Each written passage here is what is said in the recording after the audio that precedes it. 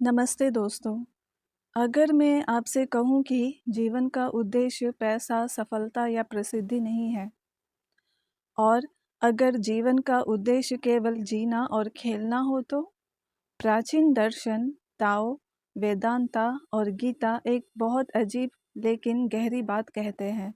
जीवन कोई युद्ध नहीं है, यह एक खेल है।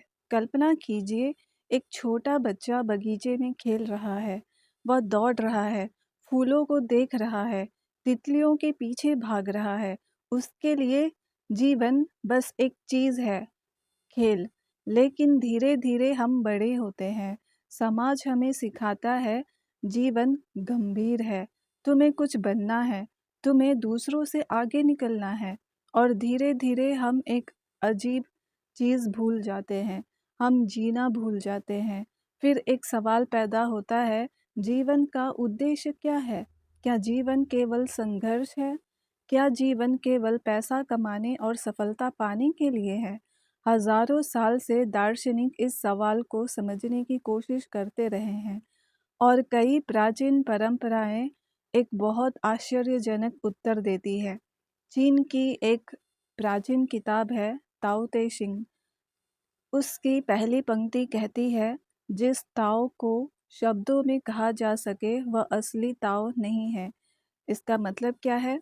सच्चाई इतनी गहरी है कि उसे पूरी तरह शब्दों में पकड़ा नहीं जा सकता।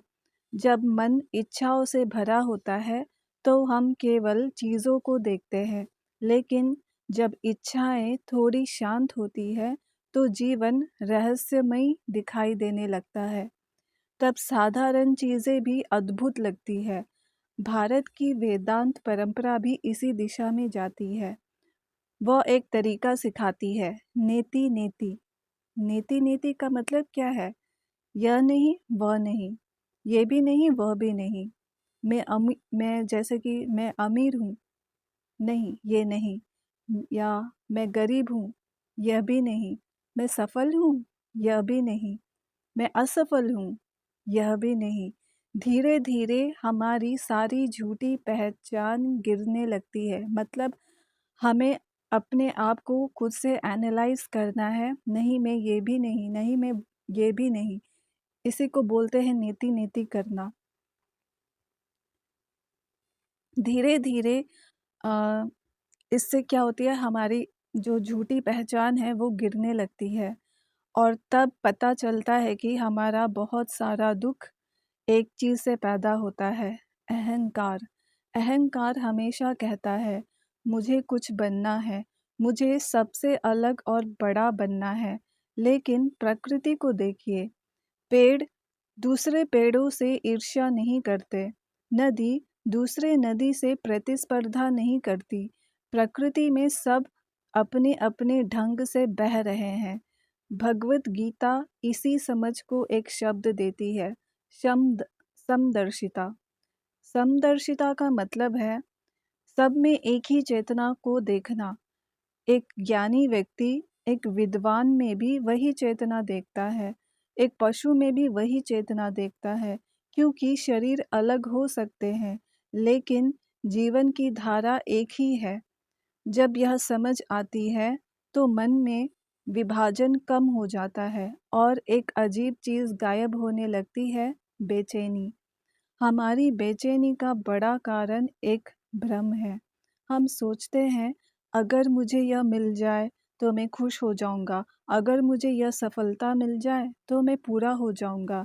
लेकिन ऐसा होता नहीं, क्योंकि दिमाग हमेशा नया लक्ष्य बना देता है। इसलिए इंसान हमेशा दौड़ता रहता है, लेकिन शांति नहीं मिलती। समता और विषमता। बाहरी दुनिया में विविधता है, हर व्यक्ति अलग है, हर चेहरा अलग है, हर कहानी अलग है, लेकिन भीतर एक शांत चेतना है जो सब में समान है। जब यह समझ आती है तो जीवन की लड़ाई कम हो जाती है, जीवन एक खेल जैसा लगने लगता है। श्री कृष्ण इसे लीला कहते हैं। पूरी सृष्टि एक तरह का दिव्य खेल है। सितारे पैदा होते हैं, गैलेक्सी बनती है, जीवन उभरता है और इसी ब्रह्मांड का एक छोटा सा हिस्सा हम हैं।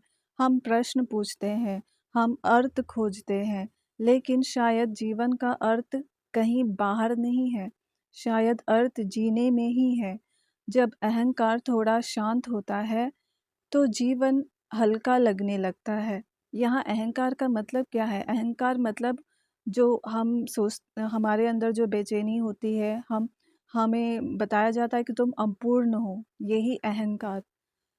जब तुलना खत्म होती है तो आनंद स्वाभाविक हो जाता है।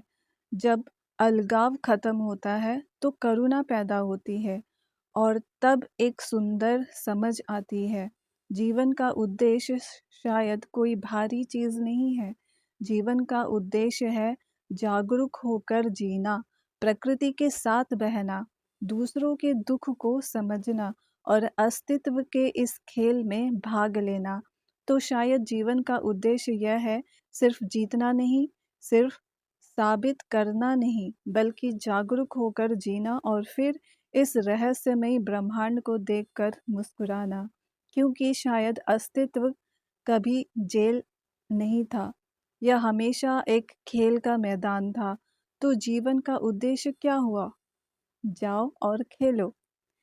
अगर यह विचार आपको रोचक लगा तो इस वीडियो को शेयर कीजिए, क्योंकि शायद हम सब इस ब्रह्मांड के खिलाड़ी हैं जो भूल गए हैं कि खेल कैसे खेलना है।